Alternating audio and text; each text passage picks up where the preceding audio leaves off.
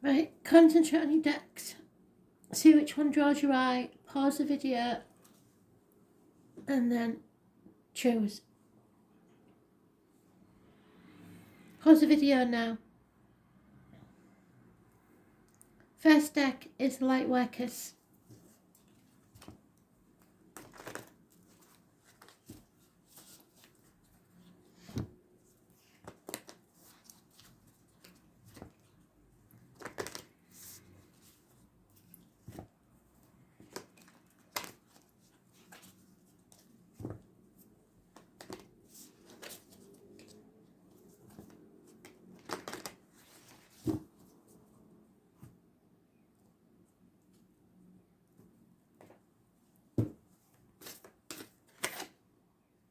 Yeah, whatever you do, don't dim your light to fit into somebody's way of being or somebody's life.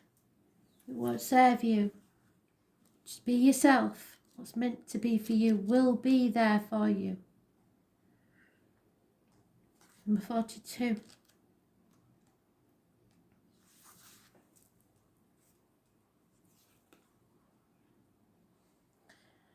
Don't dim your light to accommodate someone else's smallness.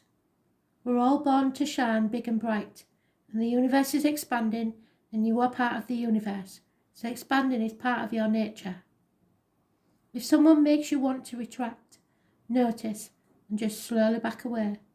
They are not for you, and you are not for them. Better yet, find it within yourself to expand and shine your light anyway. Flowers don't open or close according to who's walking by.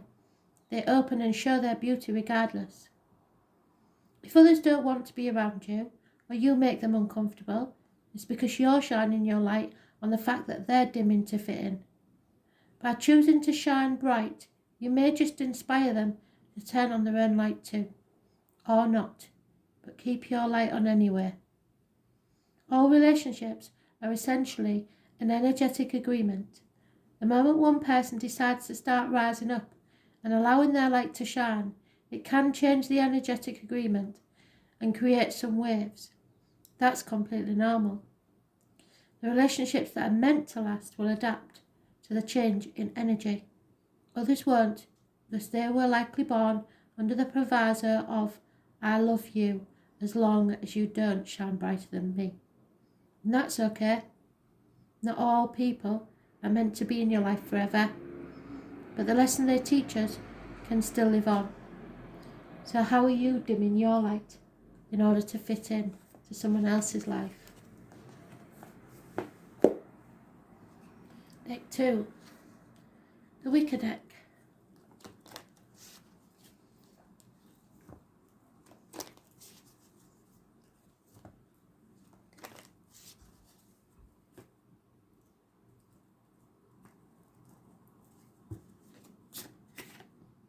The Wheels of Fate.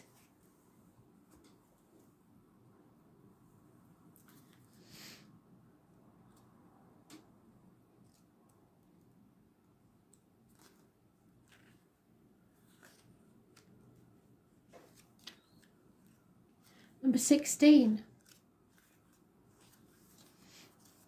It is a challenger because it's in reverse. Known by many names, the three fates spin, measure and cut the thread of your life. They determine how long your lifetime will be and what you will make of it. While you make your own choices from day to day and moment to moment, the larger tapestry of your destiny is in the hands of the wise ones, who see it from start to finish. Aligning yourself with that destiny leads to great success. Sometimes it feels like fate does not have your best interests at heart. So look for the lessons in the tough times and know they will spin around to a more positive direction soon. Destiny, karma is at work. Your choices bring consequences, and that makes your destiny. You need to align with the true nature of that destiny. Think very carefully. If your life ended tomorrow, what would you regret? You never regret what you did do, only what you didn't.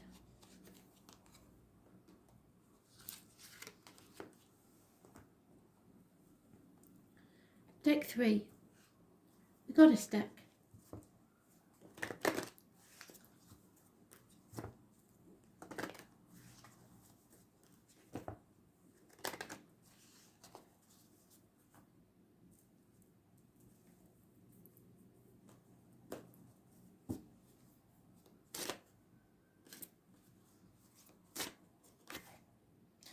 Pan. Well, Pan got a bad rap, didn't he? He is known as the devil, but really he was just mischievous. He didn't set out to hurt anyone. It is your base chakra, so there may be issues with your back. And sex has a lot to do with sex. Let's see if we can find him. There he is. So, Pan was the Greek god of sensuality and sexuality. Pan is the son of Hermes and Dryop, and was born part man, yet with the legs and horns of a goat. So Capricorn, perhaps.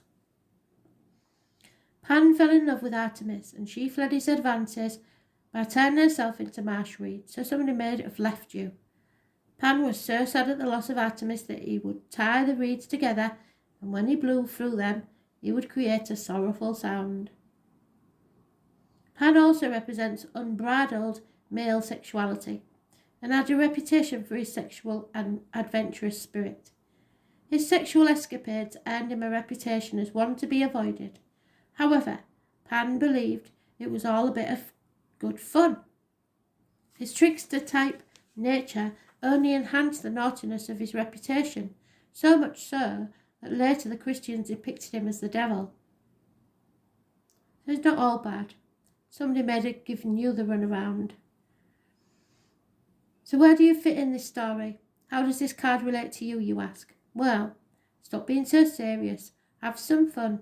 Even if it is of a sexual nature, pandemonium was derived from the name Pan. You don't have to go to extremes, but you do need to lighten up a bit. You've taken life so seriously lately, I bet you can't remember the last time you had a good belly laugh, until the sides of your ribs hurt and your face ached from the laughter. Make some plans to do something fun, and maybe socialise with a different group of friends. You need to laugh, and you need to have fun in your life. You'll feel much better when you do. And finally, the wisdom deck.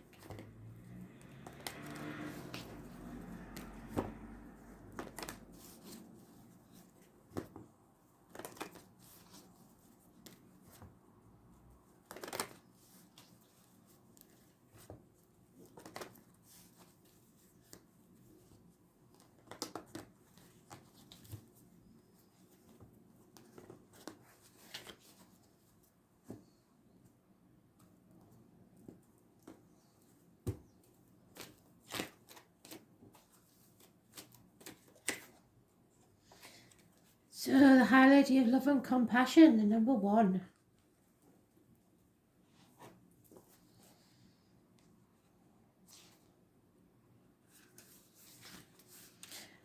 When the High Lady of Love and Compassion chooses to be your ally, she brings you a deep and meaningful message. She reminds you that the only thing that's real is love. It is the sole, unconditional and true power behind all means of manifesting out of the unseen into the material. Love's greatest creative power is ignited by the conscious action of compassion, generosity of the heart, reverence, respect, and empathy for everything and everyone. It will bring you profound power to live a life of happiness and contentment. Love, compassion, and kindness to all must be the impulse behind your thoughts, feelings, and actions. When your intention is to create a prosperous and abundant life, unconditional love will be returned tenfold. And in the same principle, any spite will be returned tenfold. The High Lady also reminds you that when she chooses to be your ally, she brings you evidence that you are loved, All manner of synchronicities align in your favour. Synchronicities are coincidences. If your question refers to a relationship, you're required to think of the other person and inquire what's in his or her highest good.